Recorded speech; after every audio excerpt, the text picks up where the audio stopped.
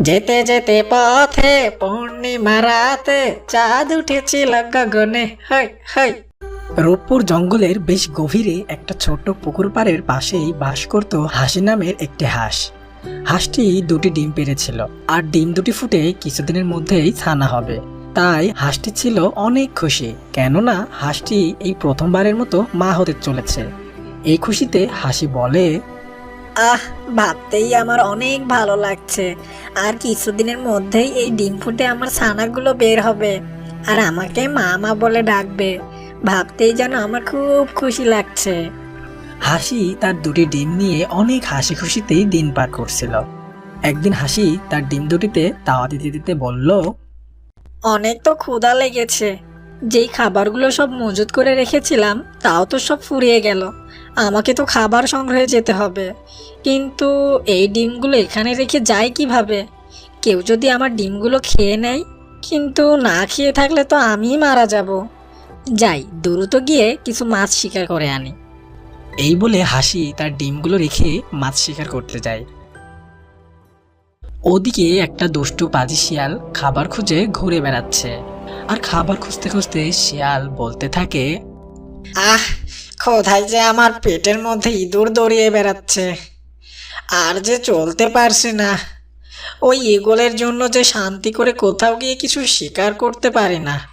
শিকার করতে গেলেই শয়তান ঈগল এসে আমার খাবারে ভাগ বসায়। এমনটি বলতে বলতে শিয়াল হাসির বাড়ির কাছে চলে আসে, আর এসে বলে, আহ, ওই তো একটা পুকুর দেখা যাচ্ছে। যাই, গিয়ে ওই পুকুর থেকে একটু পানি খেয়ে এখনকার মতো চালিয়ে নিই। এই বলেই শিয়ালটি পুকুরের কাছে এগিয়ে যায়। আর পুকুরের কাছে যেতেই দেখে একটি ঝোপের আড়ালে দুটি ডিম। ডিমগুলো দেখে শিয়ালের ক্ষুধা যেন আরো বেড়ে গেল, আর তখন বলল, বাহ বাহ, এই যে দেখছি মেঘনা চাইতেই বৃষ্টি। যাই, এই ডিমগুলোর মা আসার আগেই ডিমগুলো দিয়ে এখন আমি ভোজনটা সেরে ফেলি। এই বলে শিয়াল হাসির বাড়ির কাছে এগিয়ে যায়, আর গিয়ে ডিম দুটি খেয়ে নেয়। ডিম দুটি খাওয়ার পর শিয়াল বলল, আহ, ডিমের যে কি স্বাদ! পেটের সাথে সাথে মনটাও যে ভরে গেল। এমন করে যদি প্রতিদিন ডিম খেতে পারতাম তাহলে তো বেশ ভালোই হতো। যাই, এখন বাড়ির দিকে রওনা দেই। এই বলেই শিয়াল খুশিতে গান গাইতে গাইতে যেতে থাকে। যেতে যেতে পথে পূর্ণিমা রাতে চাঁদ উঠেছিল গগনে, হাই হাই। আর এভাবেই শিয়াল গান গাইতে গাইতে বাড়িতে ফিরতে থাকে। ওদিকে হাসি একটি মাছ শিকার করে নিয়ে বাড়িতে চলে আসে, আর বাড়িতে এসে দেখে তার ডিম দুটি আর নেই সেখানে। আর তখন হাসি বলে, এ কি, আমার ডিমগুলো গেল কোথায়? আমি যাওয়ার আগে তো এখানেই ছিল। কে নিয়ে গেল আমার ডিমগুলো? হায় বিধাতা, আমি এই প্রথমবারের মতো মা হতাম, আর কিছুদিনের মধ্যেই ডিমগুলো ফুটে আমার ছানাগুলো বের হতো। কে করলো আমার এত বড় সর্বনাশ? কে করলো? হাসি তার ডিমগুলো হারিয়ে অনেক কান্না করতে থাকে। ওদিকে শিয়াল বাড়িতে পৌঁছায় যায়, আর তখন বলে, আহ, ডিমগুলো খেয়ে অনেক মজা পেয়েছি। এখন একটা জব্বর ঘুম দেই।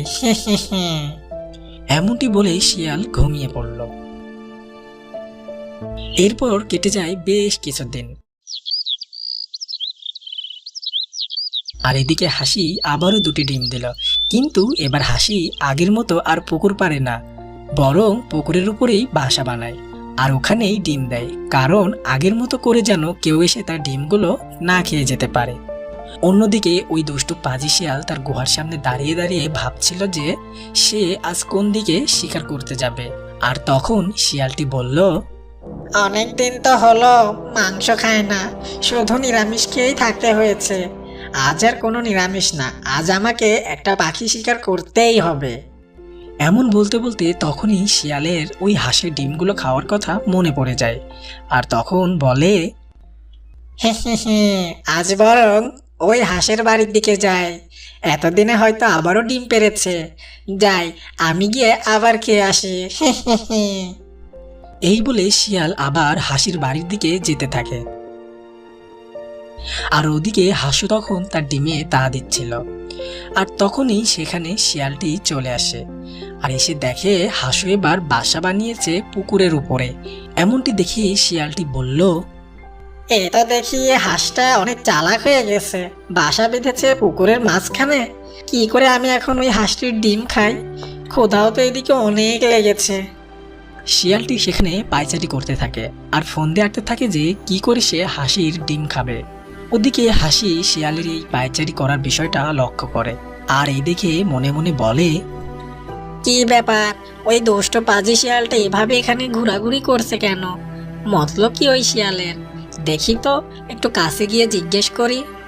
এরপর হাসি শিয়ালের কাছে এগিয়ে যায় আর গিয়ে শিয়ালকে উদ্দেশ্য করে বলে, শিয়াল মামা, ও শিয়াল মামা, তোমাকে অনেকক্ষণ ধরে দেখছি তুমি এখানে ঘোরাঘুরি করছো। কি হয়েছে তোমার? তুমি কি কিছু খুঁজছো? এমনটি শুনে শিয়াল মনে মনে বলে, এই রে, হাঁসটা আবার কিছু বুঝে ফেললো না তো যে আমি তার ডিমগুলো খাওয়ার জন্য এমন করছি? না, হাঁসটিকে কিছুতেই বুঝতে দেওয়া যাবে না। এমন সময় হাসি বলে ওঠে, কি হলো শিয়াল মামা, চুপ করে আছো কেন? বলো কি হয়েছে তোমার? আরে ভাগ্নে, আমার আবার কি হবে? আমার কিছুই হয়নি, এমনিতেই এখানে হাঁটাহাঁটি করছিলাম। প্রতিদিন নিয়মিত হাঁটাহাঁটি করলে শরীর ও মন দুটোই বেশ ভালো থাকে, তাই শরীরের দিকে একটু যত্নশীল হওয়ার চেষ্টা করছিলাম আর কি।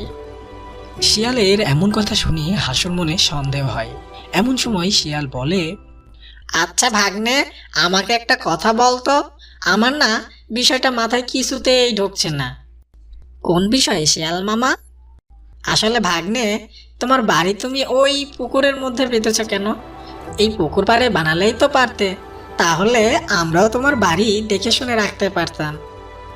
আর বলো না মামা, আমার বাড়ি তো ওই পুকুর পাড়েই ছিল, কিন্তু একদিন খাবার খোঁজে আমি বের হয়েছিলাম, এসে দেখি আমার ডিমগুলো এখানে আর নেই, কে যেন খেয়ে গিয়েছে। তাই আমি এবার পুকুরের উপরে বাসা বেঁধেছি, যেন এবার কেউ আমার ডিমগুলো না খেয়ে যেতে পারে। এমনটি শুনে শিয়াল মনে মনে বলে,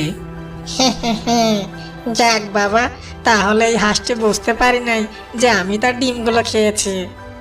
আচ্ছা মামা, তুমি তাহলে থাকো, আমি গিয়ে কিছু খাবার সংগ্রহ করে আনি। ঠিক আছে ভাগ্নে, যা। এরপর হাসি চলে যায় খাবার সংগ্রহ করতে।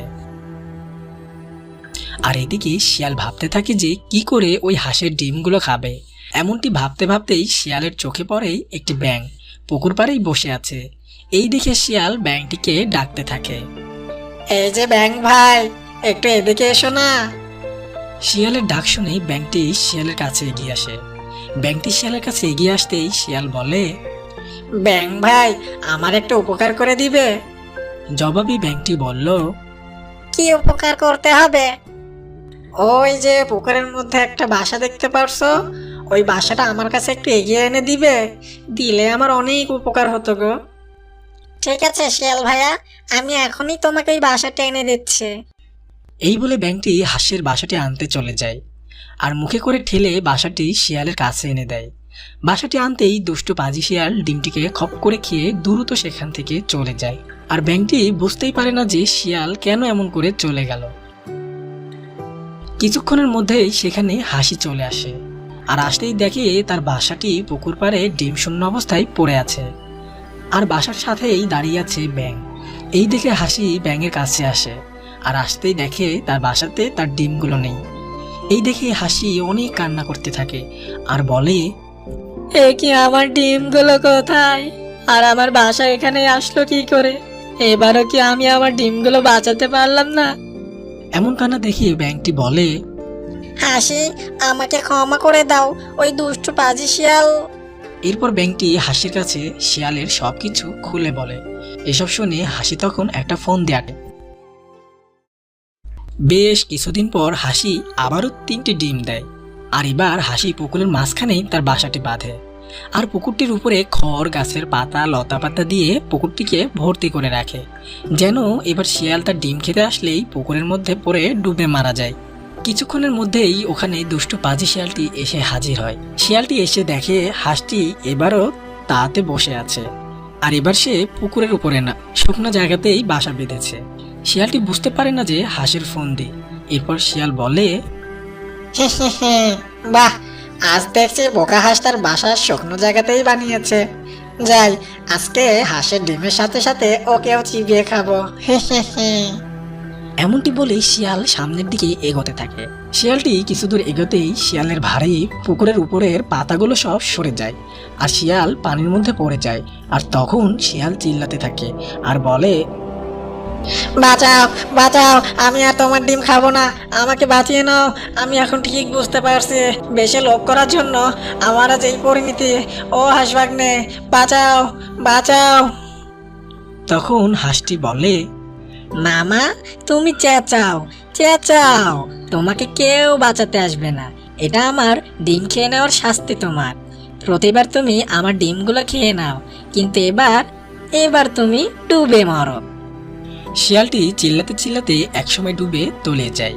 তো বন্ধুরা, এমনই সব সুন্দর সুন্দর গল্প পেতে এখনই চ্যানেলটি সাবস্ক্রাইব করে পাশে থাকা বেল আইকনটি বাজিয়ে রাখো। দেখা হবে আবারও।